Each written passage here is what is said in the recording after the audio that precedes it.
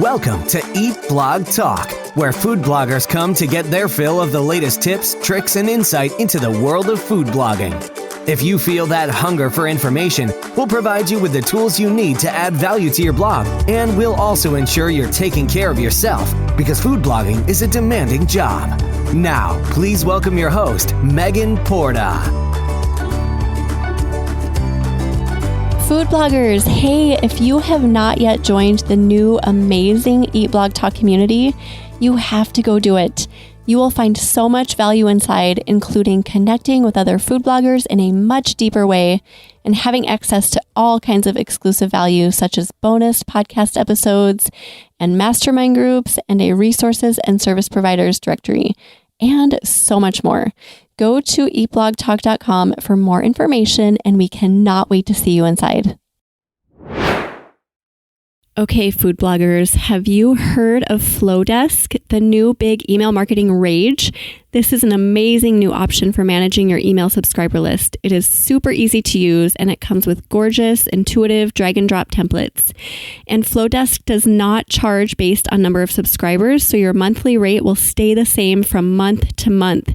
Everyone pays $38 a month, or use my affiliate link to get 50% off and pay only $19 a month. You guys, this is a fraction of the price of other email service providers, and you'll be blown away by the beautiful and intuitive templates waiting for you inside. Visit eatblogtalk.com/resources to grab your link. Flowdesk, the stunning new option for email marketing. What's up, food bloggers? Welcome to Eat Blog Talk. This podcast is for you, food bloggers wanting value, information, and clarity that will help you find greater success in your business. Today, I will be having my second interview on Eat Blog Talk with Jason Logsdon from Amazing Food Made Easy, and we are going to dive into self-publishing a cookbook.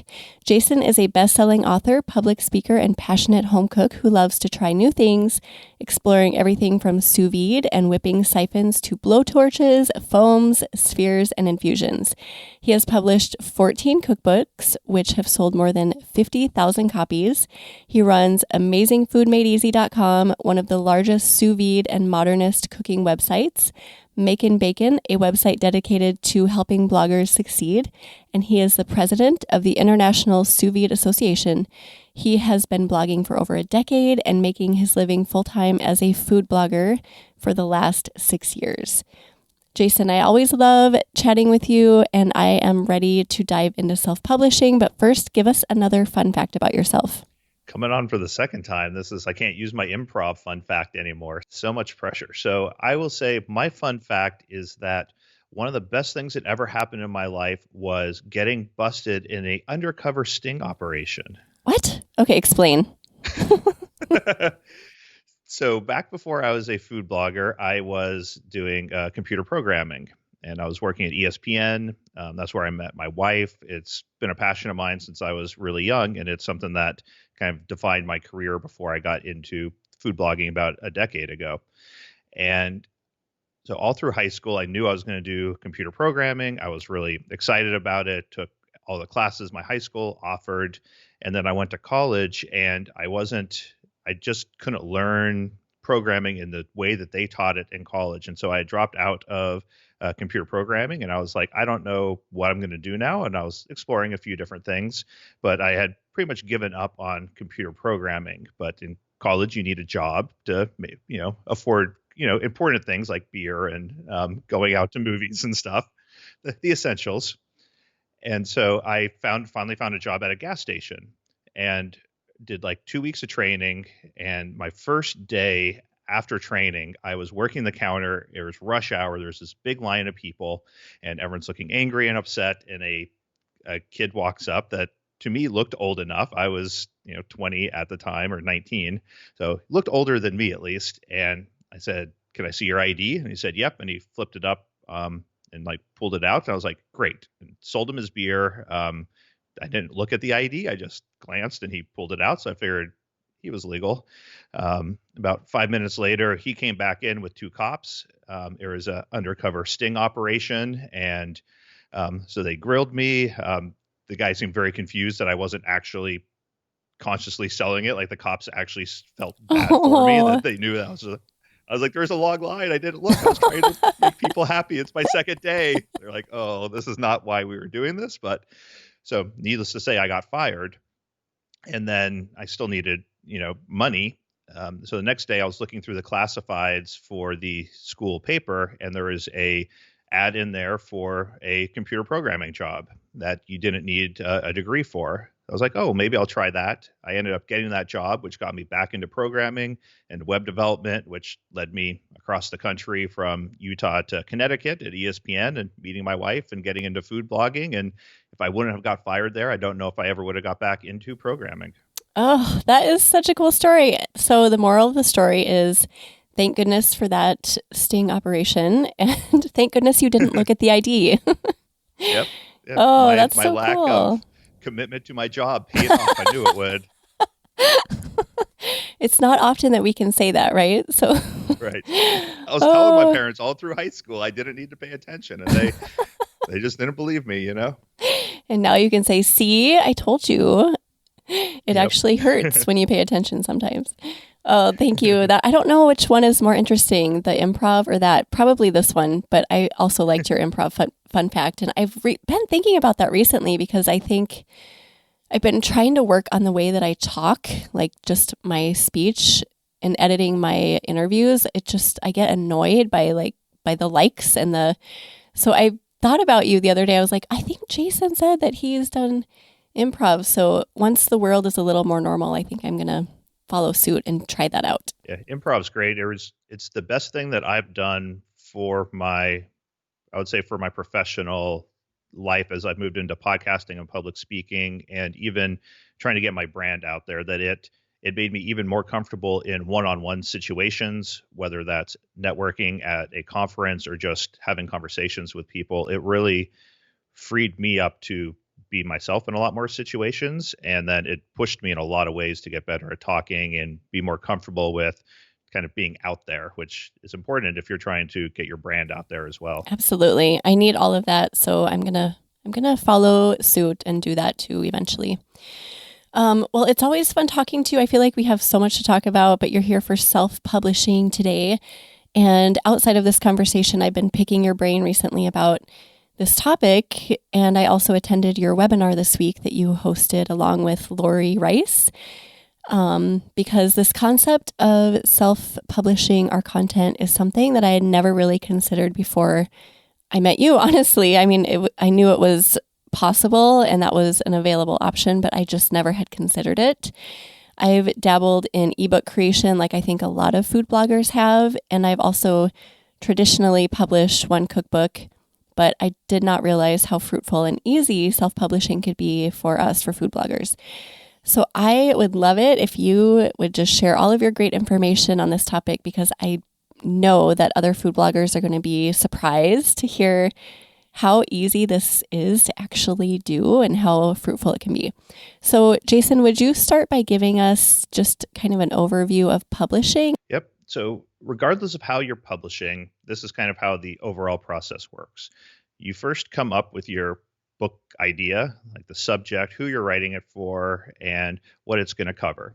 You then research it and you write it. And as I like to say, it's one easy sentence. You research and write your book, and it's 6 to 12 months of work for most books. It's a lot of effort, but it's doing the type of things we do as bloggers.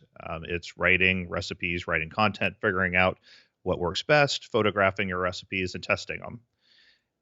Once you have it written, you then decide how you want to publish it. And there's a lot of different formats. The main ones are print in either paperback or hardback. There's electronic versions that could be a Kindle, iTunes, or Nook, or a downloadable PDF. And those are the main publishing formats.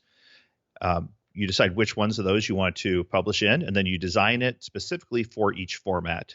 Something on a Kindle, especially on a Kindle black and white one, like I have, is very different than a printed cookbook that's going to be in your hand in full color, maybe full color.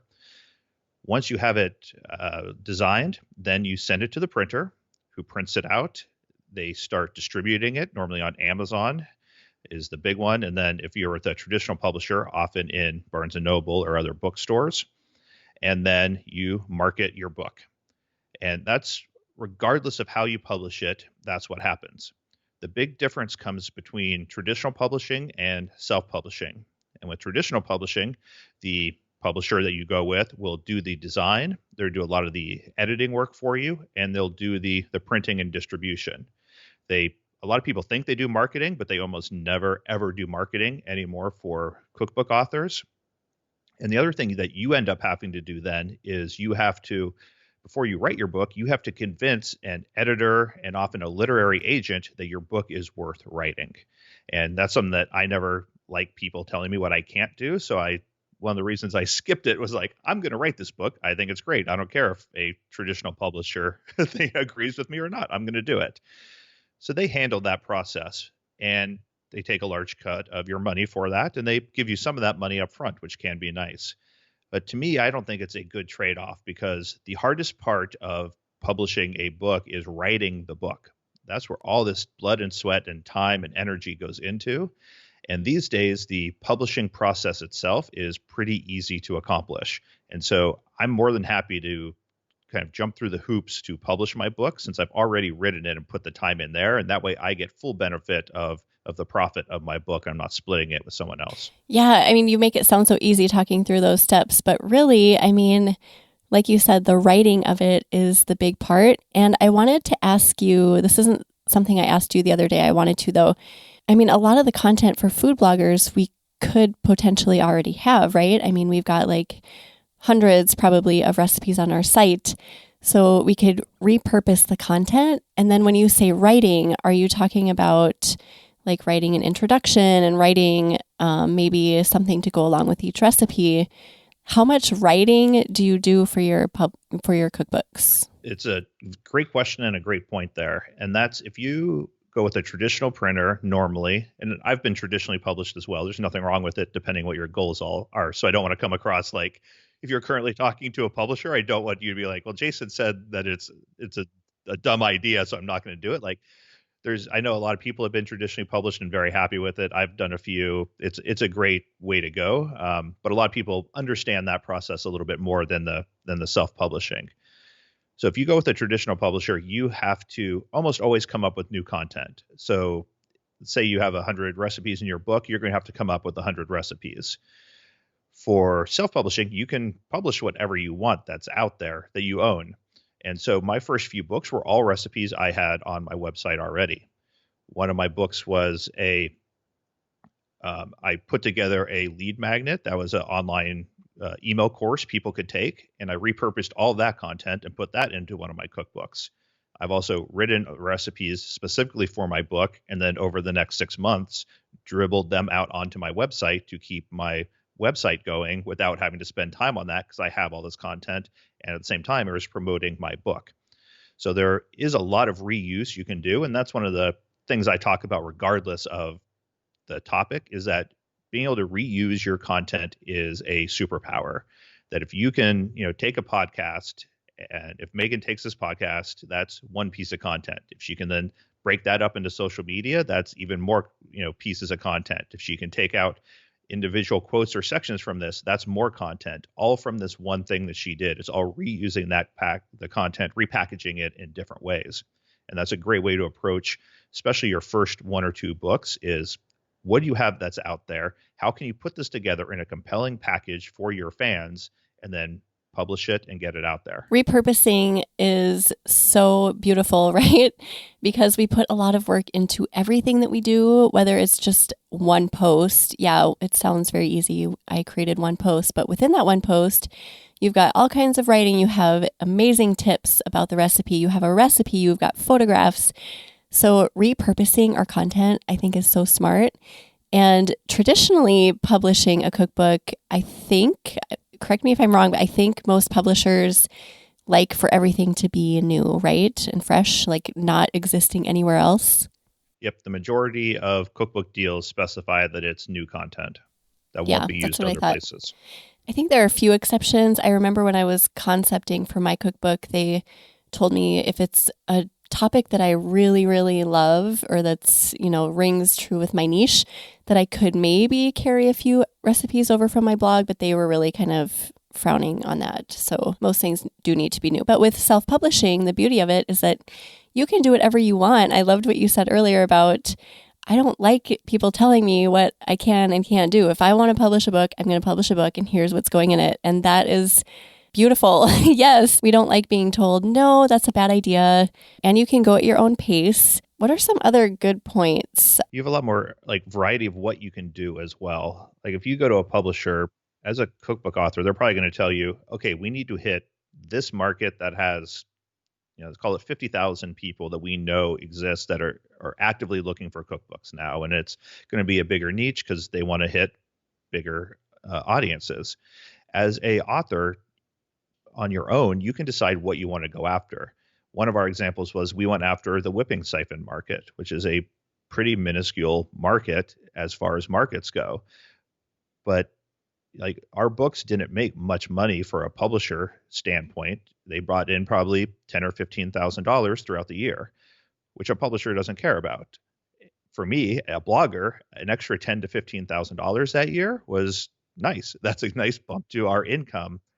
So you can find these smaller niches that are already part of your overall niche, and you can really dominate those niches and put out some shorter books, some pamphlet style books, I like to call them, and connect with your audience in a new way and bring in a new audience where a publisher would look at that and say, we would never make enough sales to make that, worth our time. Where for us, it can definitely be worth our time. Yeah, definitely. That's a nice chunk of money for a blogger. So let's talk about figuring out what your topic is, because we have probably a huge collection of recipes on our blog, a lot of different things we like to make. Where do we start with that? I always like to start with solving a problem. That's how I approach a lot of things. And if you can come up with a problem that your fans have that you can solve, whether that's with a video course or with a podcast or with a lead magnet or a cookbook or just an article on your website, finding these problems that people have and then solving them is a great way to really provide value to your fans. And so that's the way that I've approached it. I've looked at things like, some of my first books were sous vide. No one understands how to use sous vide. I'm going to write a book that will explain how to use sous vide cooking. And that was a very different book, even though some of the recipes were the same, like not the exact same, but were similar to my book on how to do sous vide grilling. For them, it was people that knew sous vide and understood it, but they wanted to marry that with using their grill as well. So I wrote a book to solve that problem for them. So finding these problems and then finding solutions is what I've found to be the most effective way to approach it. And sometimes you will have shorter, smaller cookbooks. And this is where I always recommend, if you're getting started, don't do a 300-page cookbook with, 200 of your best recipes and this huge blowout production.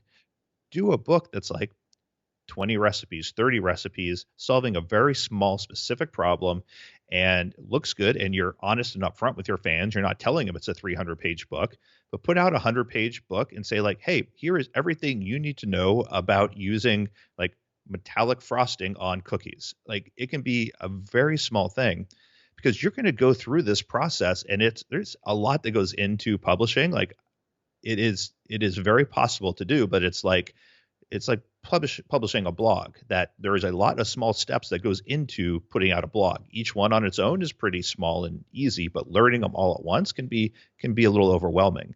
So I suggest starting with this smaller style book, and that will teach you how the self-publishing process works, how laying out a book works, and you'll go through everything and you'll learn so much more that your second book will be just an order of magnitude better than it would have been otherwise. It takes a while to learn this stuff, and just like writing a blog, if you've been blogging for more than 2 years, is your blog the exact same that it was 2 years ago?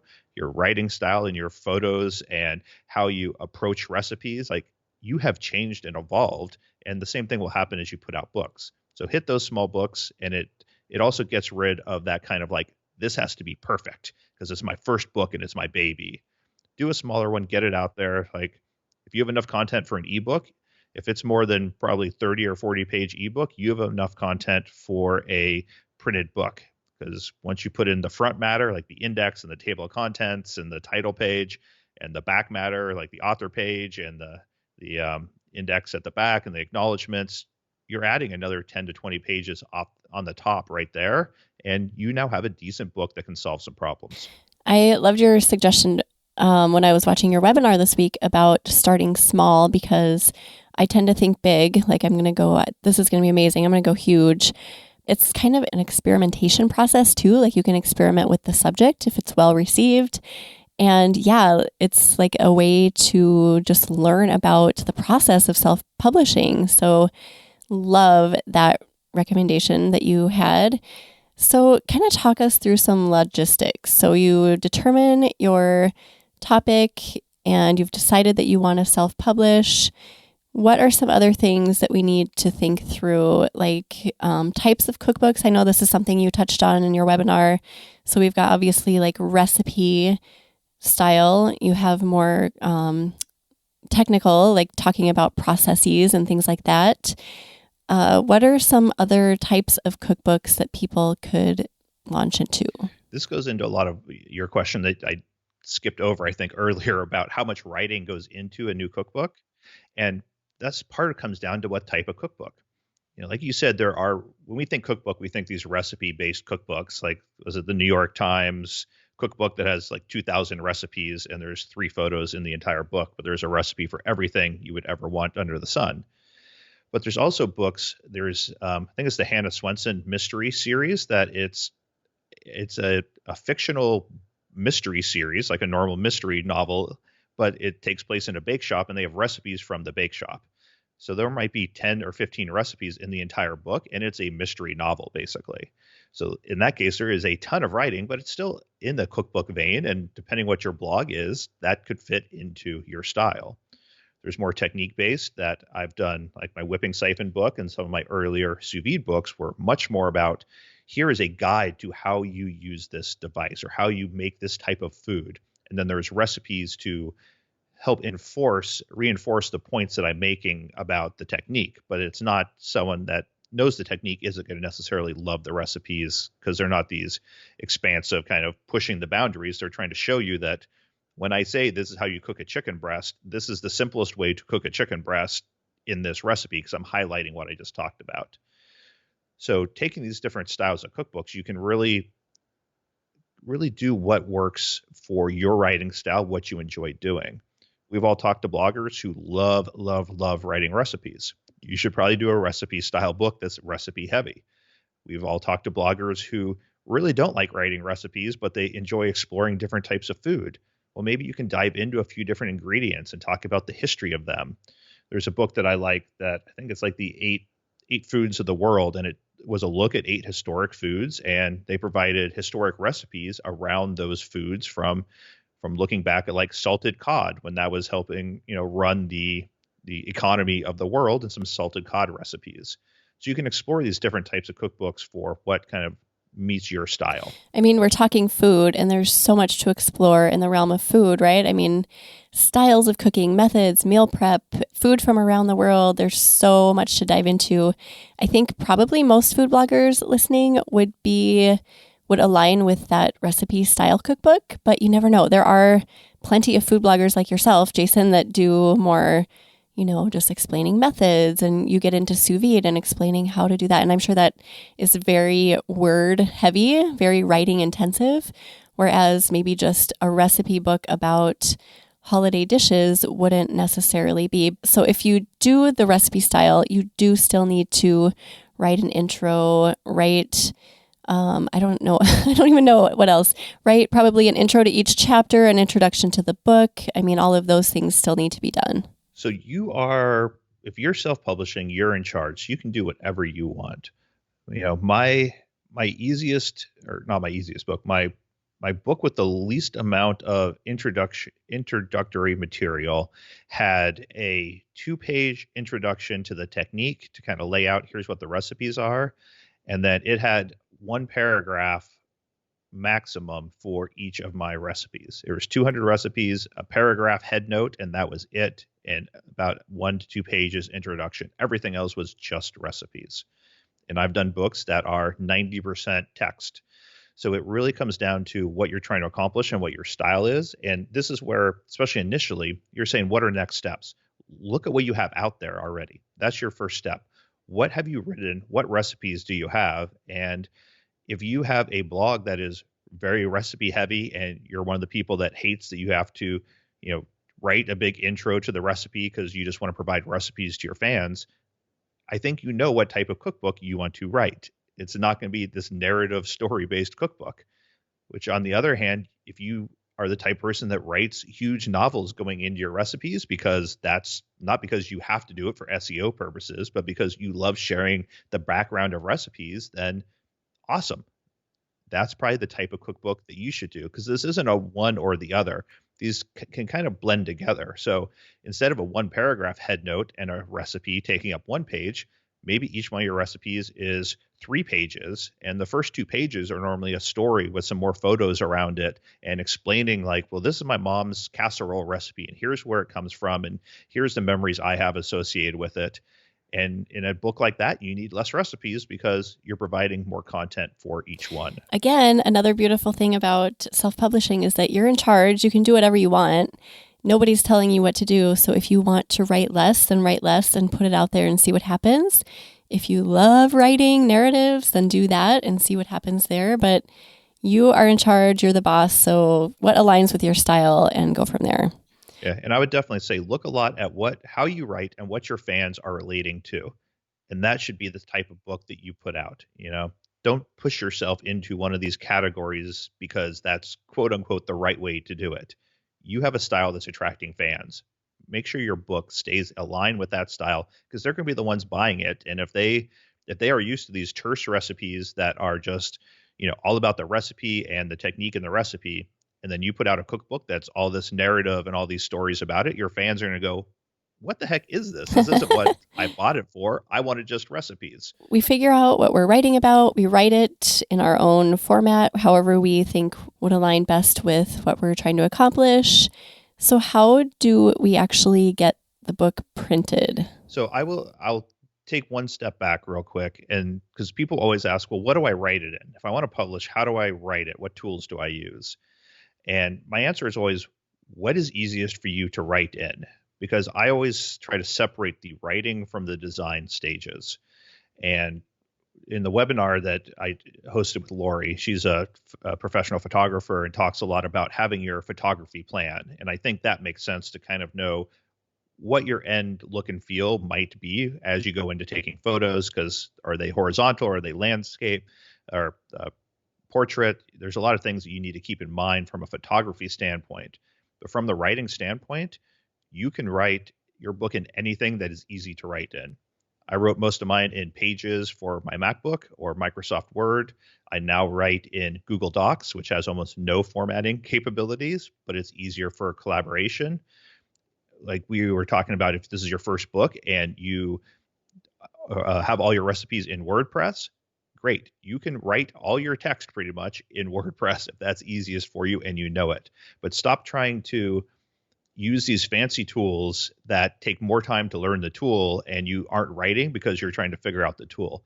Do what's easy, because once you have it written, then when you decide that you want to format it, you're going to format it in something specific to what you're trying to put out there. So for a print book, I format in InDesign now. It's been very good for me to do a little fancier style cookbooks, and that's what professional designers use.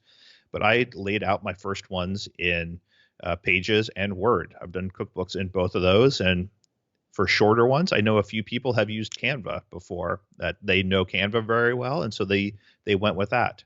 So it's all you need to do to get your book up there is to have a PDF of your book, and almost all programs will export a PDF. So I will talk to some people that are so worried about designing their book and that they just can't figure out how to do it, and they're stressing about it. And so they say, you know what, I'm just going to do an ebook.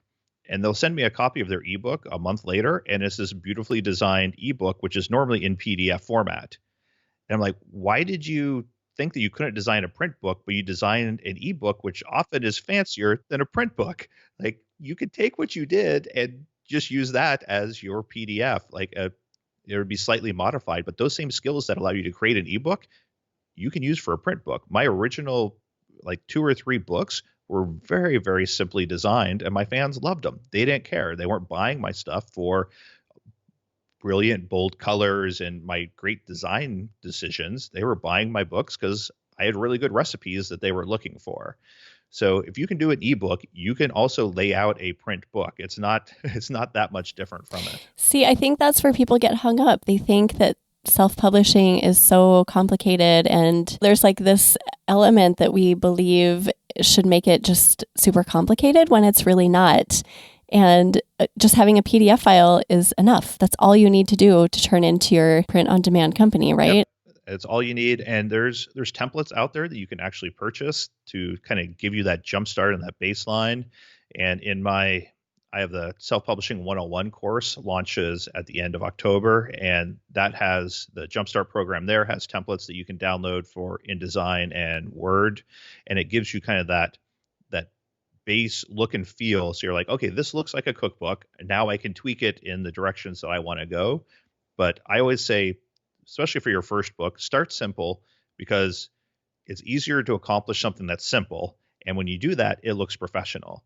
When you try to do something fancy and you fall just short, maybe it doesn't look professional. It just looks bad. So start simple and get something out there as professional. If you start with a small book, you don't have to worry about that. This is your baby that you've always dreamed about putting out your cookbook. This is a smaller book that you're not expecting to be #1 on Amazon. You're expecting it to make some money from selling it to your fans, but really educate you about the process, and you'll still get your brand expansion. You'll still grow your network. You'll still be a published cookbook author, which adds a lot of benefits outside of just monetary gains. And you never know what will connect with your fans, that they might end up buying, $10,000 worth of whipping siphon books. That was a shock to me. I wasn't expecting it. That's crazy. I know, you just never know. Experimenting is always the way to go, though, because you just don't know what people are going to resonate with.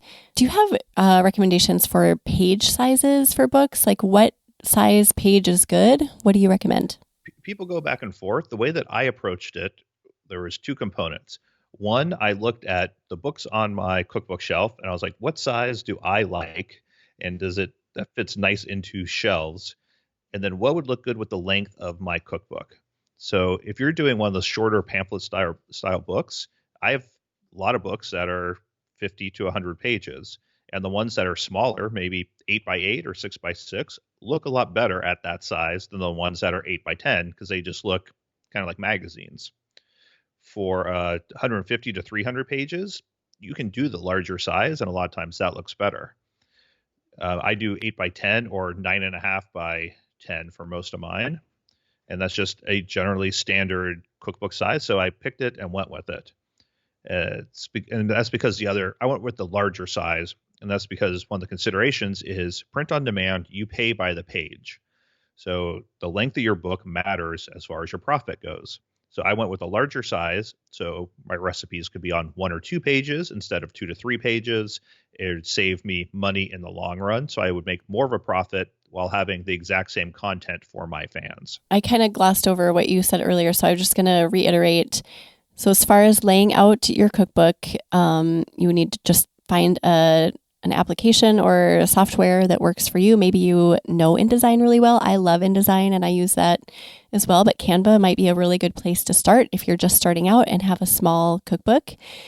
Even Word, like you mentioned, I hate Word, but that would be feasible to use because you can produce a PDF from Word. So basically anywhere you can produce a PDF file will work. So get that PDF file produced, figure out what page size you're using before you start, because you don't want to have to reformat and at the end decide, oh, wait, I wanted 8x8. And then, oh, that's a pain. When you're getting started too, to figure out what your book should look like or how it should work, pull out your favorite cookbooks. And by favorite cookbooks, I mean the ones that you cook from, not the ones that you bought and you're like very excited because they're so pretty and beautiful and you bought them because they're by a famous chef and they're pretty. We're looking at ones that are functional and the ones that you use on a daily basis, because those are the ones that are going to make you more money, or the ones that your fans buy and then your fans tell their friends because they use them all the time. And that's what you're looking for. Pull them out, and I think you'll be shocked at how many of them are designed so simply. I put out my first few books, and I always felt really bad how, in my opinion, bad they looked. Like, I was upfront and honest with my fans, but my first cookbook was 85 pages, black and white, had 12 photos, and I was like, this is not like, it was competing with Thomas Keller's Under Pressure cookbook, which was 300 pages with 3-star Michelin recipes in it with full page glossy photos. And one day I was thinking, like, I was feeling just a little bad about that, but 4.5 stars on Amazon. Everyone that bought it loved it, but I am such a cookbook nerd that I am not my audience, right? I am a food blogger who's a cookbook nerd. And one day I went to make pancakes for my wife, and I pulled out the Michael Ruhlman's ratio. So that's what I make pancakes from. And the book flipped open to that page because I use it so often. And it dawned on me, like, his book is black and white. The only photo of the pancakes was like a 1-inch by 1.5-inch photo on there that's black and white. It is, if you can lay out an essay, like a college essay, you can lay out Michael Ruhlman's ratio using a word processor, using Microsoft Word. And this is the book that I use more than any other cookbook I have. And that was like one of those light bulb moments for me, that a cookbook doesn't have to look gorgeous and sit on your coffee table and be 500 pages to be of vast use to fans. His book changed the way that I approach baking, the way that I approach cooking in general.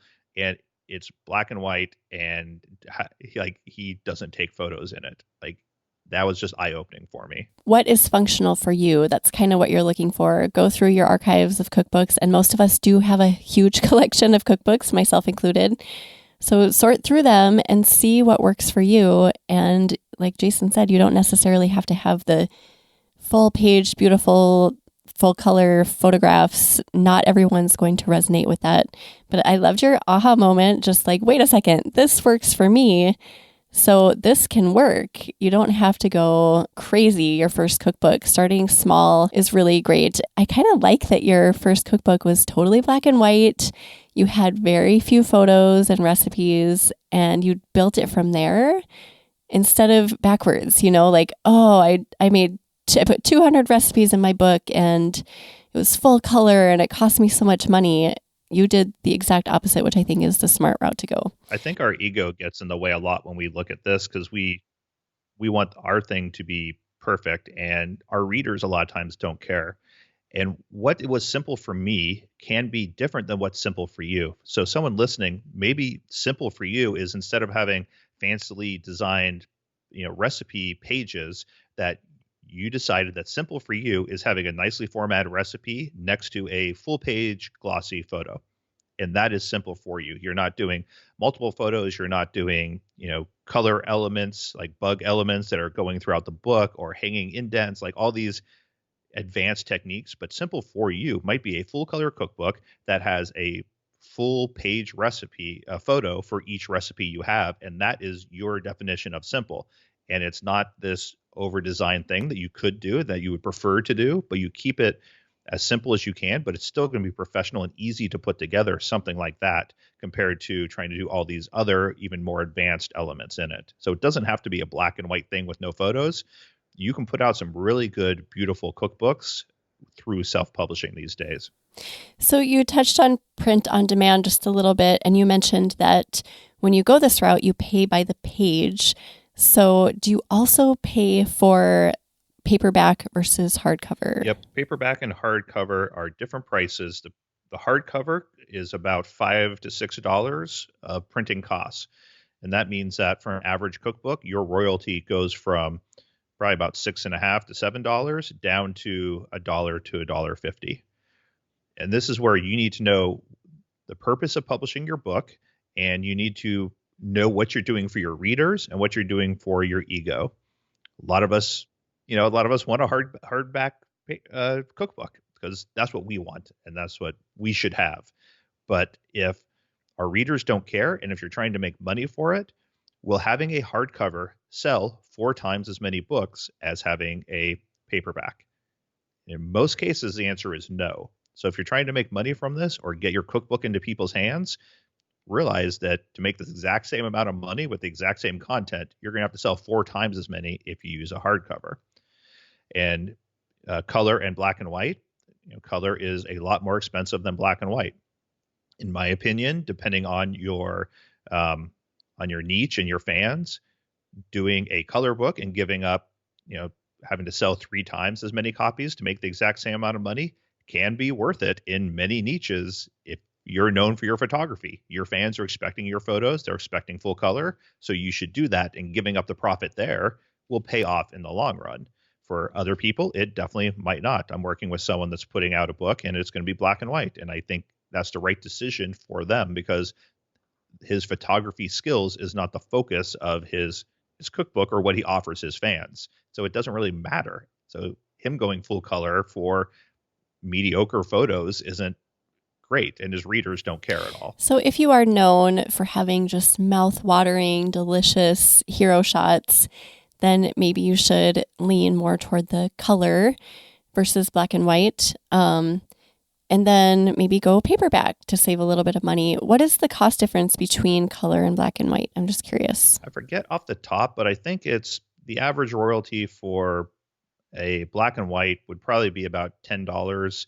And for color, it's probably $5 to $6. So it cuts it in half, maybe a little bit steeper than that, but that's in general what you're looking at. Okay, so we've figured out paperback versus hardcover, color versus black and white, how many pages we want to pay for. So where do we get this done? Where do we go for print-on-demand services? So print-on-demand is what made self-publishing easy. You know, back in the day, you had to order 500 to 1,000 copies of your book from a printer. They would deliver it to you on a pallet, and you would store that in your garage and ship it out to people and try to get distribution deals. And there was a lot of work and a lot of going back and forth to the post office, which is why I never would have done it until about 10 years ago when I did it. And that's because print on demand came out. And the way that this works is there's two main companies. The first one is Amazon KDP, which used to be called CreateSpace before Amazon bought them. And there's Ingram Spark. And what these companies do is once you submit your PDF to them, basically someone buys a copy of your book on Amazon, looks like any other book you would buy on Amazon. They get a order from Amazon for the book. They print off one copy of your book and they ship it to that customer. So to get to your first sale, you have to pay for the printing costs of one book, and that's being sent directly to someone that already bought it. You don't have to order 500 or 1,000 copies. You don't actually get the book, so you don't have to be the one going to the post office. This whole process is now automated for you, and there's almost no upfront cost to getting your book out there live on Amazon. I heard you talking about the same thing the other day, and I was like, why not? Why not do this? This sounds so easy. And in recent years, it was not this easy, I don't think. I think you mentioned like 10 years ago, it was probably a lot more difficult. Yeah, it was a lot riskier back 10 years ago, because you had to order 500 or 1,000. Like the more copies you order, the cheaper each one would be. So you could order 10 copies. It would just cost you like $1,000 for your 10 copies and you would never make money. But it would cost you like $1,200 if you got 500 copies. So it's like so much of it went into the setup of the type of printing presses they used to use. They still use for a lot of traditionally published books, but you have to set up the printing process, the printing press each time for each book. So once you have it set up, you've already paid that money. So each copy was pretty cheap at that point. Where with print on demand, you have to stay within a few guidelines. But if you do that, they just get printed one at a time when they're ordered, which just, it eliminates so much stress. And then 20 years ago, you'd have to try to talk to book chains. You'd have to talk to, Borders and Barnes and Noble and your local coffee shops, because that's the only place you could buy books. Now there's this little company called Amazon that most people have heard of, and they sell over half the books in the world. And that was before the pandemic hit. I'm assuming that's gone, that market share has increased. So if you get on Amazon, you're reaching almost everyone that buys books now has access to your book, and you don't have to worry about being in Barnes and Noble. You don't have to worry about, printing 1,000 copies to have 2 copies in all 500 Barnes and Noble stores, or like you only pay for copies when they are sold, which is great. And you can still do these wholesale deals. You can get in local coffee shops, your local farmers market. I do a lot of deals with equipment manufacturers who carry my books or resell them on their site. And you can still do these bulk deals, but they don't have to make up the majority of your sales anymore. I love that you sell outside of Amazon too. But yeah, like getting on Amazon, you're pretty good there. Everyone's on Amazon. So how do we determine a price point for a book? Throw a dart at the wall. Have your kid say a random number. Yeah, it's always so entertaining trying to set pricing. It's one of my least favorite things because it always is so hit or miss. And um, my guess is I'm always a fan of simplification. If you couldn't tell from doing a simple book first, doing a smaller book first, what's the easiest way you can solve these problems? Starting small. And for pricing, the easiest way to do that is go to your niche on Amazon, look at what the other books are selling for, and set the price of your book somewhere in that range. I recommend like the middle to high end of the range is what I normally recommend, because going too low, you can price yourself out. This is an example I always use was our whipping siphon book. We put it out. It was a shorter book, like 100 and something pages on the low end. And we're like, you know what? Maybe we'll sell this for $13 or $14. And we were selling pretty good, but we thought maybe we'll raise this price. Like it's doing good. It's number one in that Amazon category. So let's raise the price to $19 and see what happens. Like we're doubling our profit. We're going to sell less books because we're increasing the price, right? We all know that. But will it make up for it with the profit? We increased it to $19 and our sales went up 30%. Whoa. So we were now making double the profit, selling 30% more copies than we were before. And that was because people went on there, they saw the book, and Amazon was discounting it a little bit for us. So they said, $11 for a cookbook. What is the quality of this cookbook? Probably not very good. And then we raised the price. They went over and said, $19 for a cookbook. What's the quality of that cookbook? Probably pretty good. That's a normal cookbook cost. And so they purchased it. We had sent a signal that our book was low quality by our low pricing. There is something to that, right? When you see a super low price, you just assume that the quality is not as great. But it's such a gray area because you don't want to go too high. So, pricing stresses me out. I cannot even say that enough. Landing on one price is probably my least favorite part of selling any sort of product ever. Yep. My general approach lately has just been, especially for books or even courses, look at what's out there that's comparable, and I price myself in the middle of the upper end of that range. And to me, that signals that my product is high quality, but I'm not, a $500 cookbook like Modernist Cuisine box set or something. So it's within the range of things that my book is. And then I try not to worry about it. I just say, like, I am trying to remove pricing as a decision-making factor for the buyer. Now, we got all that done. We have our book on Amazon KDP or Ingram Spark, and we've determined a price. And now the fun part comes, right? Launching and marketing. So talk to us a little bit about launching and marketing our books. So there's two main components of launching your book, or of marketing it in general. The first is having a strong launch.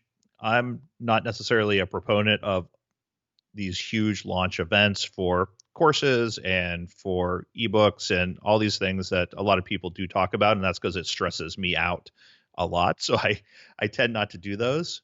But for cookbooks, it's very important. And that's because your book is on Amazon, and the best thing that can happen to you is to have a lot of sales and pre-sales going into your launch, because Amazon goes, oh, this is a new book. It's getting a lot of traction. Maybe we should promote this book. And it's just like SEO, that if you show up high on Google pages, people go to your site, because you don't always go to especially on Google, the second, third, fourth page of search results.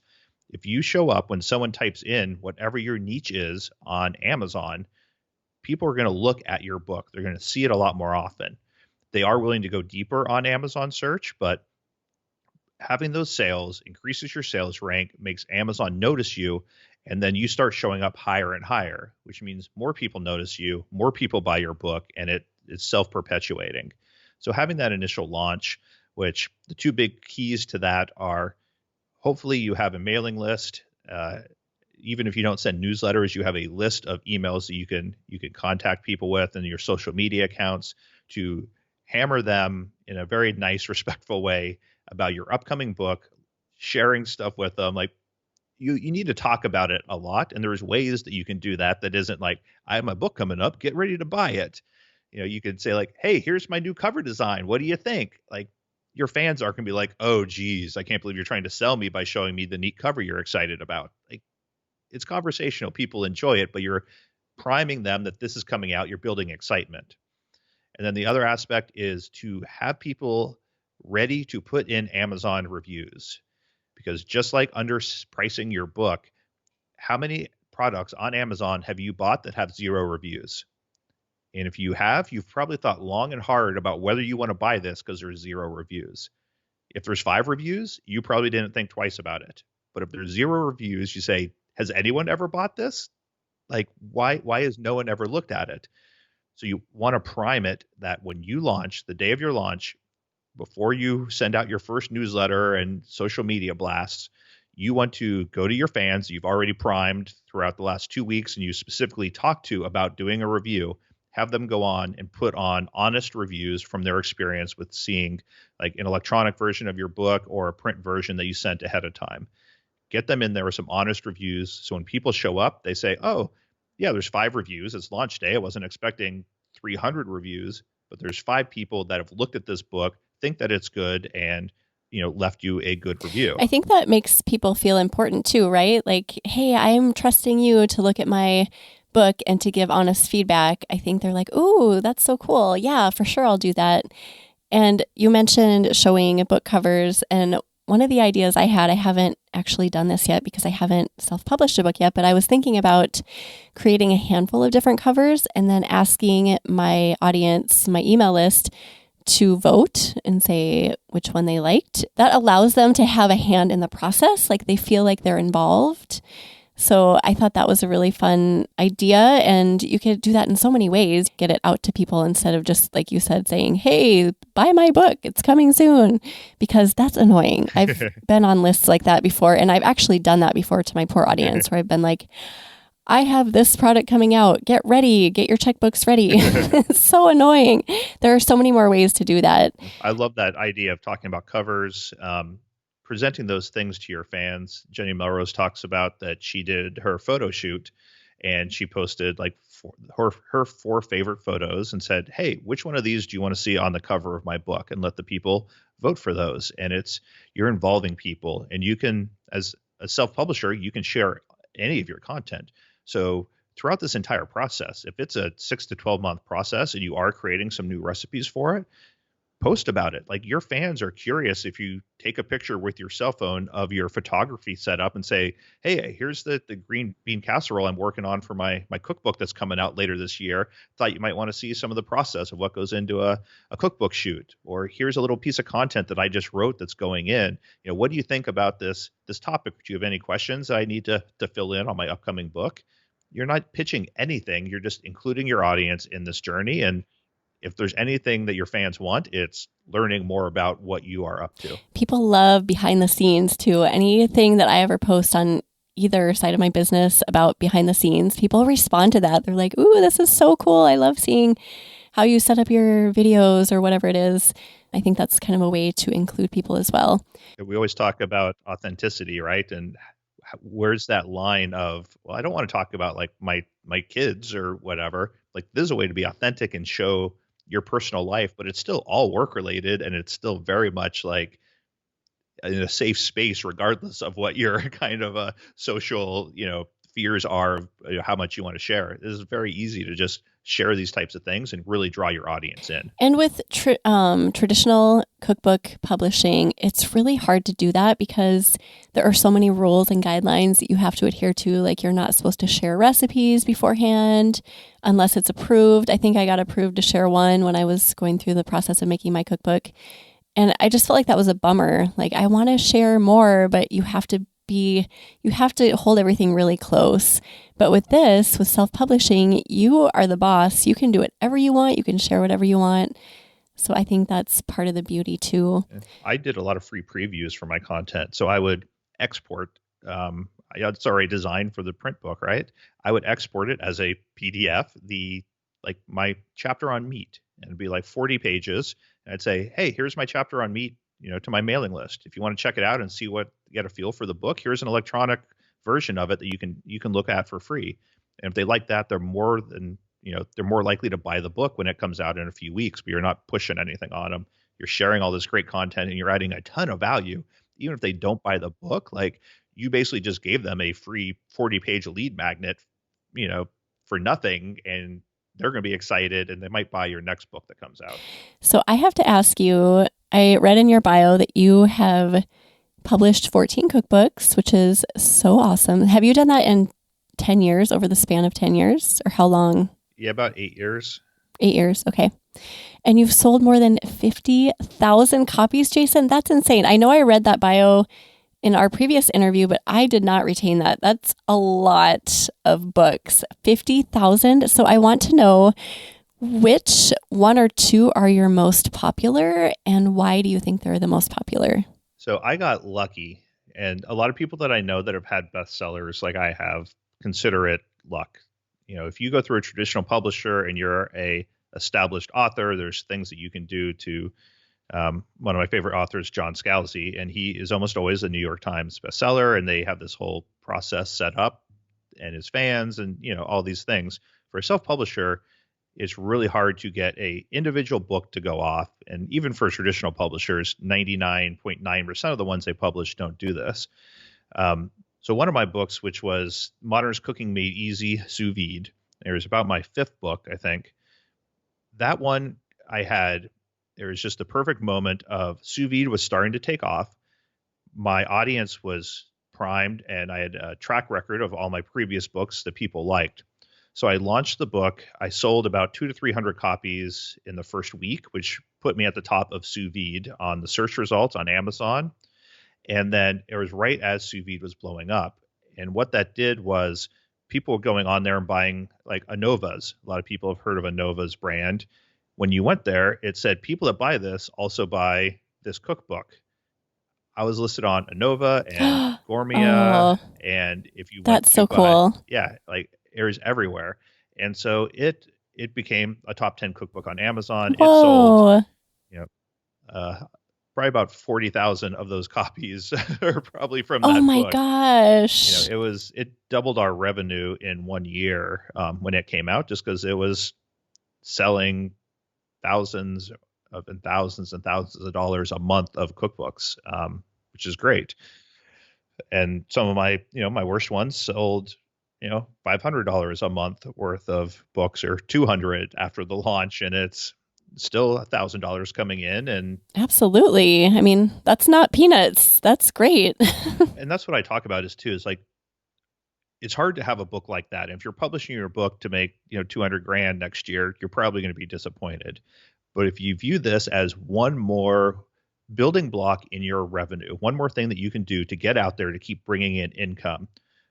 The second book I put out was Beginning Sous Vide. And 3 years after it came out, it made more money than it had in any of the previous 3 years. It was my number 1 or number 2 best-selling cookbook for 6 years. Like, it was out there selling copies, and yeah, it was bringing in $4,000 or $5,000 a year, which isn't a huge amount of money, but times that by 6 or 7 years, that's a good chunk of change coming in. If you can put out a cookbook every year or two, it keeps adding just more and more to your revenue. And it's the steady growth that you're moving things forward. I think that we're all looking for those additional revenue streams right now. And we were all wanting to diversify and just find those extra things that can boost our income.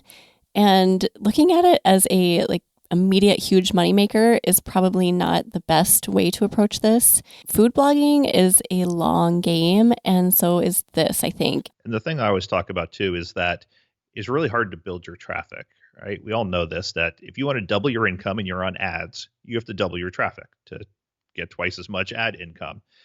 If you want to also double your income, try putting out a book. Like, you can have it marketed on all the same pages that your ads are on. It's not affecting your ad income. It's not affecting your SEO. And it's just giving your fans one more place to spend money. And it's a lot easier to double your income by putting out a book or a course or any of these other types of products than it is to double your traffic time and time again. This is just such a great new thing to have on people's radar, because I don't think that a lot of people know how successful it can be. So I really appreciate you just sharing your story and your journey with self-publishing. And I want to mention before we go, you do have a course coming out that fills in all the gaps. So anything that we did not talk about today is in your course. So tell everyone a little bit about that. Yeah, I I've been speaking at a few different online communities like Eat Blog Talk, and spoke at a few mastermind groups. And what came out of each one was, thank you for answering all of our questions. Why don't you have a course so I can give you money and it'll teach me everything? So I finally said, okay, I'll listen to people asking for something and wanting to give me money for it. That's a good way to find a product when people ask for it. So I put together this course that really distills down my knowledge over 8 years of self-publishing and says, once you have your book, how do you get it out there? We talked about how easy it is, but that there are a lot of steps. And so how do you break down those steps? And that's what I decided to do. So it talks through the different things that go at the front of the book. What does a title page look like? What does an index look like? What do acknowledgments look like? How do you create a PDF? How do some of these design tools work? How does pricing factor into it? And I cover all that in a video course. It's about 40 videos, 3.5 hours of content designed to take someone that is serious about putting out a book, but wants a little more help about what they need to know. And you can jump around it to get specific answers, or you can just go from start to finish and you'll know pretty much what I know about self-publishing. I also offer, as one of the upgrades to that class, is a one-on-one call with me. I'll sit down with you for an hour, answer any questions you have about self-publishing or publishing in general, though I'm not as well-versed in traditional publishing. And for an hour, we will have a conversation about your specific needs and what you're looking for. So those are kind of the two products that I have out there. And it's something that the people looking at it so far have had a really good response to. So I'm excited to share my knowledge and get it in front of a lot more people, because self-publishing a cookbook changed the trajectory of my entire blogging career. And I love seeing when other people use it to change their blogs and move their blogs forward in so many unique and interesting ways. Oh, I can tell you're passionate about it and you really enjoy doing it. So I'm glad you put this course together. So can we link to that from your show notes on Eat Blog Talk? I'm assuming that's doable. You can go to makethatbacon.com/publish now.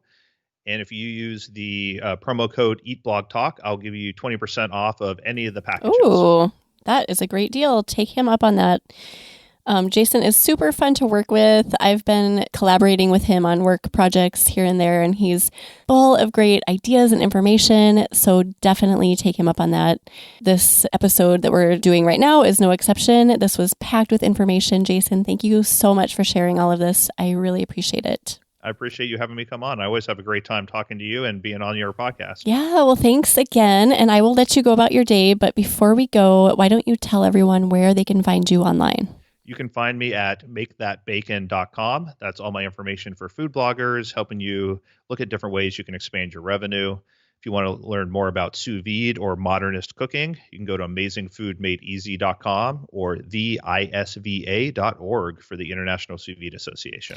Awesome. And I mentioned show notes. I will put together a show notes page for this episode, and you can find those at eatblogtalk.com/self-publish. So if you're interested in getting all of that amazing information that Jason mentioned, you can go there and everything will be in one easy little spot. So thank you again, Jason, for being here. And thank you for listening today, food bloggers. I will see you next time. We're glad you could join us on this episode of Eat Blog Talk.